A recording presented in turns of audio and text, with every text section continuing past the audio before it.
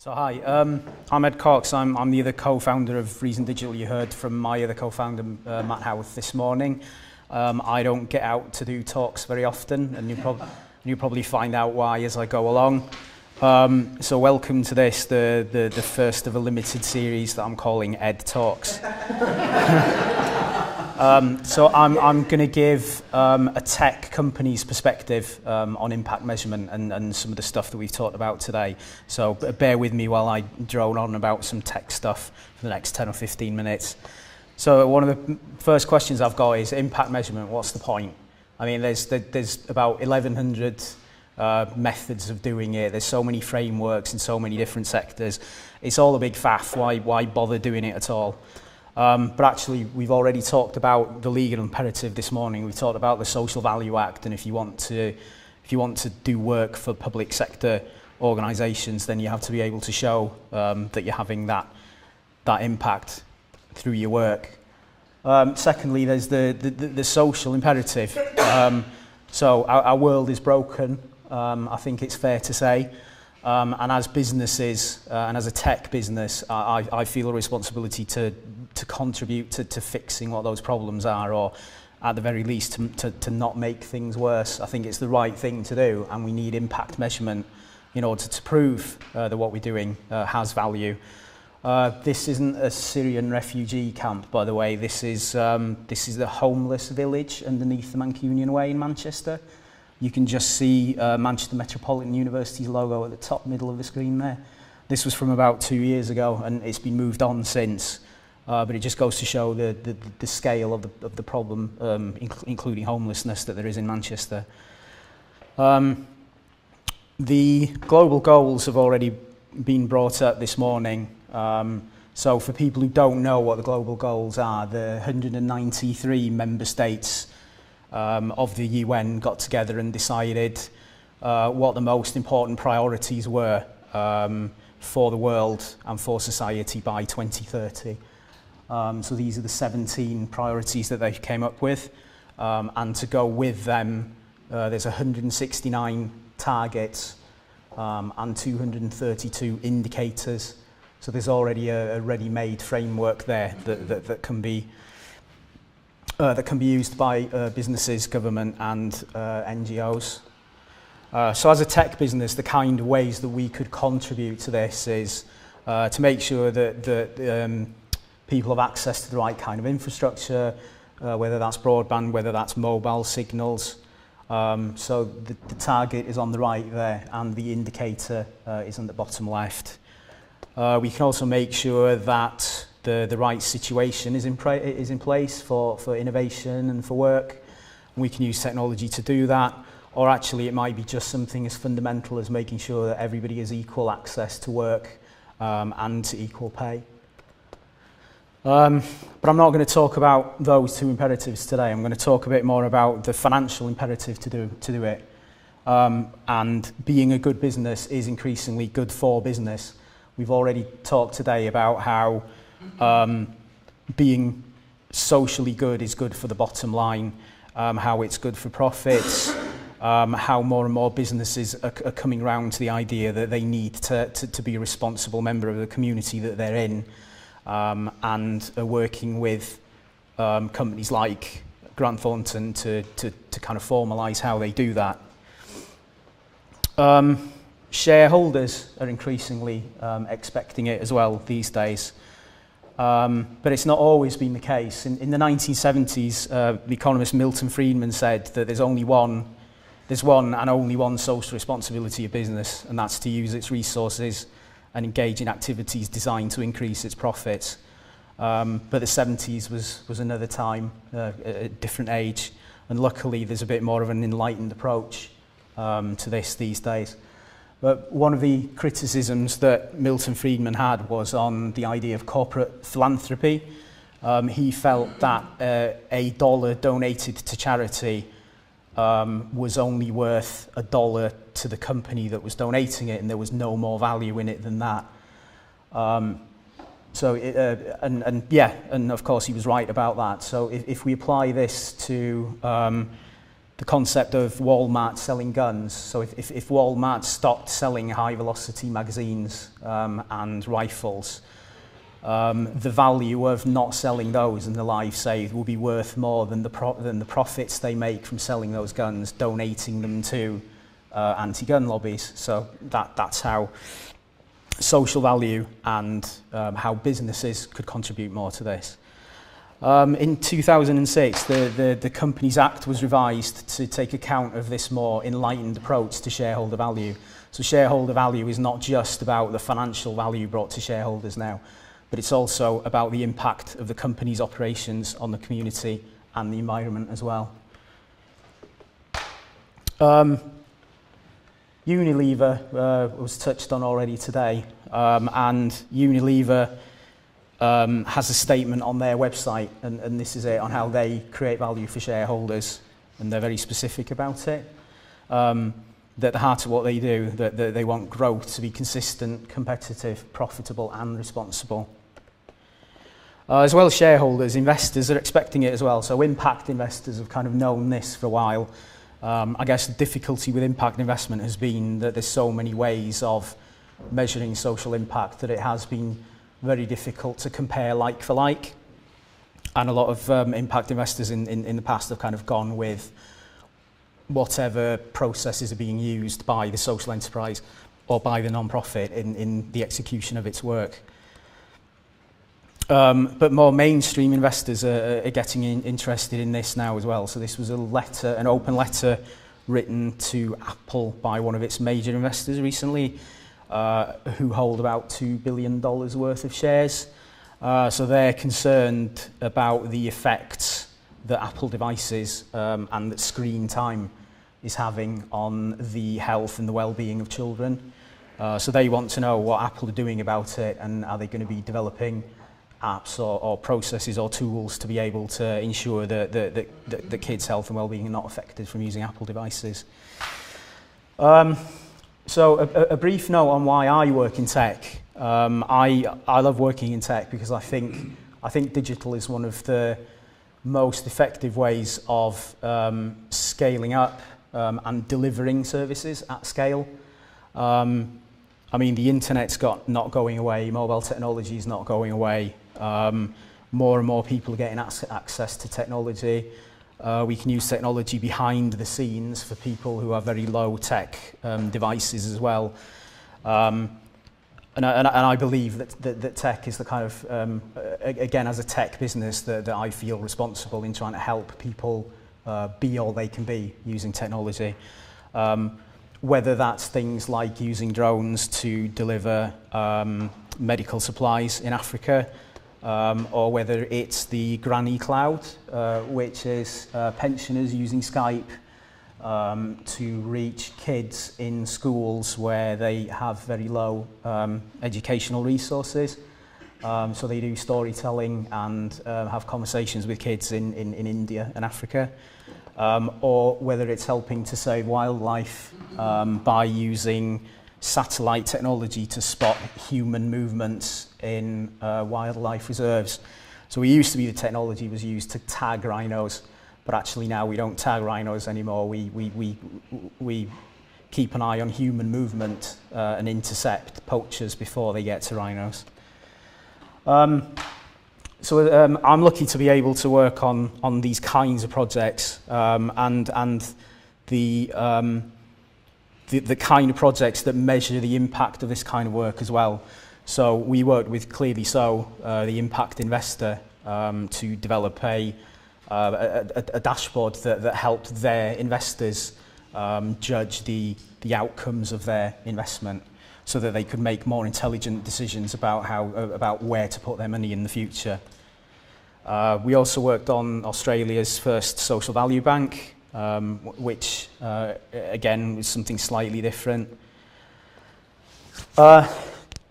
Though I love working in tech, the tech industry has got a PR problem at the moment, and it's been kind of brewing. There's a tech clash been brewing for a while. Whether it's Amazon and the working conditions in their warehouses, or how much tax they pay or don't pay in what countries, whether it's everything that's happening with Uber. This case in particular was after Donald Trump announced his immigration ban and Uber drivers protested. Uber tried to subvert the whole process and did it really badly, which led to a campaign to delete Uber. So 200,000 users deleted Uber off their phones, which also led to the hashtag delete Uber. And the overall impact of that campaign was rival company Lyft had more users for about a week after that. And then it returned to normal again as people discovered actually Uber was quite useful and people liked being able to just pick up a taxi and pay for it without having to speak to anyone. Facebook is a more recent example. There's the whole Cambridge Analytica issue at the moment, but for the past 2 years at least, Facebook's been embroiled in all kinds of tech-related scandals. And it's being accused of encouraging bullying and trolling, protecting child grooming, all that kind of stuff. And Mark Zuckerberg is often very slow to respond to these kind of things. So inevitably, this has led to a delete Facebook hashtag. Though quite naively, I think if it's difficult enough deleting Uber and keeping it deleted, that keeping Facebook removed off your phone when addiction is actually built into it, and one of the reasons that people are criticising it in the first place, is a little bit naive. And these problems that we put a lot of faith into technology like Facebook. It's useful, so we use it, and we don't often think about the data it collects about us or the impact that it's having on our health and well-being. We're becoming more isolated. We're becoming more depressed. Our society at large is being driven by kind of hashtag hate campaigns, and there's a very kind of nasty turn that a lot of our society is taking, and it is being driven by technology and social media. And we're in the process of the fourth industrial revolution at the moment, and that's going to make things happen a lot quicker and a lot more exponential as well. So robotics and AI and automation and autonomous systems. There's a lot of panic about this. Is it going to cost people jobs? Is it going to make us obsolete as human beings? We've already seen the first fatality from a driverless Uber. So these are very real concerns, because driverless cars were supposed to be safer in that they could allow for this kind of thing happening and respond in time using technology in a way that a human driver could not. But clearly this isn't the case. Microsoft, a couple of years ago, launched an AI onto Twitter. So it was an automated chatbot where it would communicate with humans and it would learn from humans on Twitter, and it would start interacting and start posting and tweeting, having learned from the humans around it. The problem was it was learning from humans on Twitter, and Twitter's not the most balanced place with the most liberal kind of views on anything. So inevitably this happened.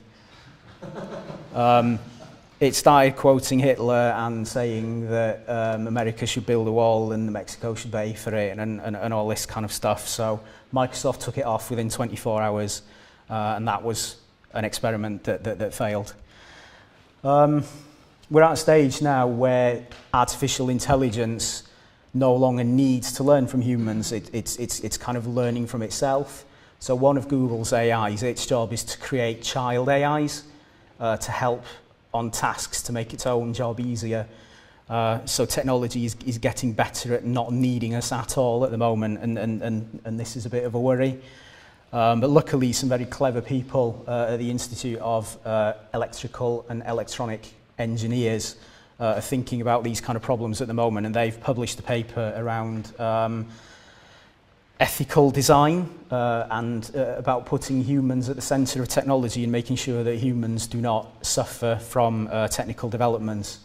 So, for example, they're looking at publishing a standard about well-being metrics and how we can gauge the effect of artificial intelligence and autonomous systems on the well-being of the humans that use them, which doesn't exist at the moment. So they're looking into how we will do that. Or, as part of this description says, without metrics that value mental and emotional health at both an individual and the societal level, innovation is impossible to quantify.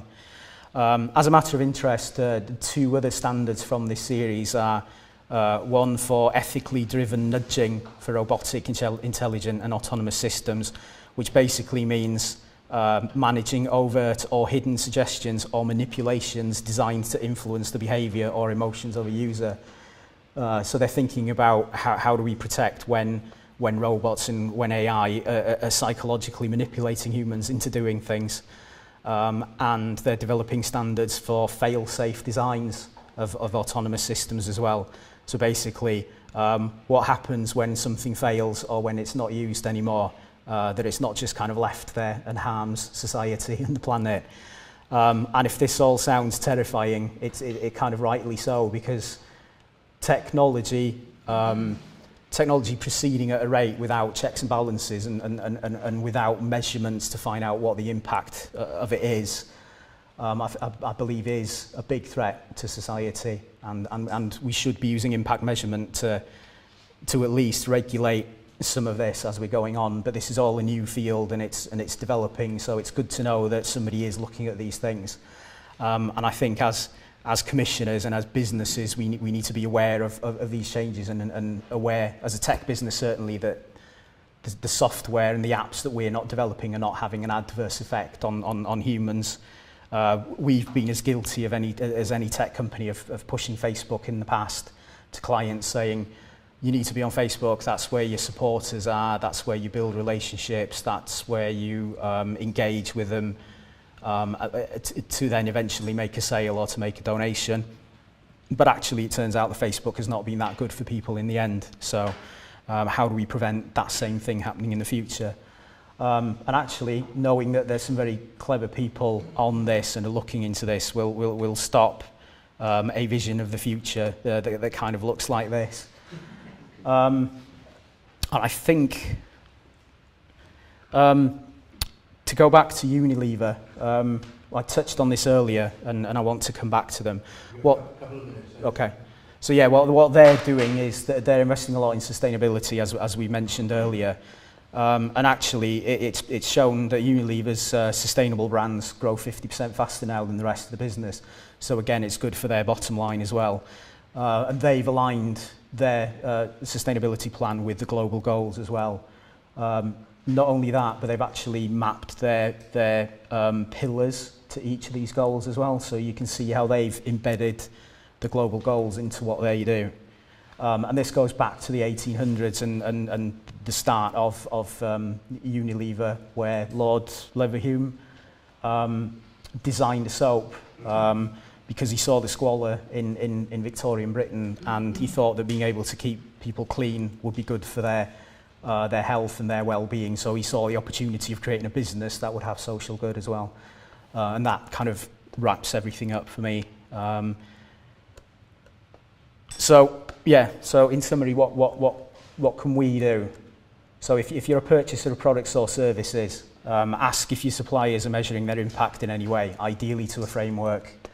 If you're a business looking for opportunities to boost profits, choose the ones that change society for the better. They do exist, and there's a report published every year called the Global Opportunities Report. And there's the Global Goals Compact, which is about business opportunities that fit the global goals. So there's plenty of opportunity out there. If you get a chance, have a look at the consultation on ethically aligned design. It's a fascinating read, and contribute to it, comment on it. And whatever sector you're in, let's work together in partnership and improve the economic, social, and environmental opportunities for everyone. Thanks for listening.